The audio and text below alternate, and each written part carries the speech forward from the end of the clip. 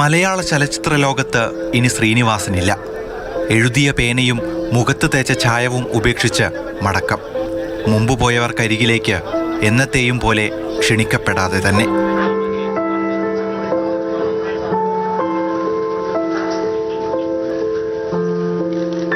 പ്രിയപ്പെട്ട ശ്രീനിക്കരികിലേക്ക് അവർ അവസാനമായെത്തി. ചിലർ കണ്ണീർ പൊഴിച്ചു, ചിലർ ഓർമ്മയുടെ ചതുപ്പിലേക്കിറങ്ങി, മറ്റു ചിലരാകട്ടെ എന്തെന്നറിയാതെ മരവിച്ചിരുന്നു. ഒരു ജീവായുസ് മുഴുവൻ നിഴൽ പോലെ ഒപ്പം കൂടിയ വിമല ശ്രീനിവാസനരികിൽ ഒരിക്കൽ കൂടിയിരുന്നു.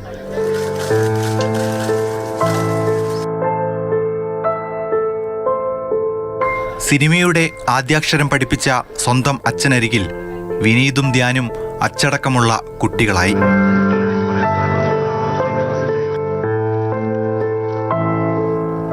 വീഴ്ചയിലും ഉയർച്ചയിലും ശ്രീനിക്കൊപ്പം എന്നുമുണ്ടായിരുന്ന സത്യൻ അന്തിക്കാട് തൻ്റെ സതീർത്ഥ്യന് അവസാനമായൊരു കത്തെഴുതി. ഒരു കടലാസ് കഷ്ണത്തിൽ എഴുത്തു നിലയ്ക്കാത്ത പേനയ്ക്കൊപ്പം ഒരു സന്ദേശം.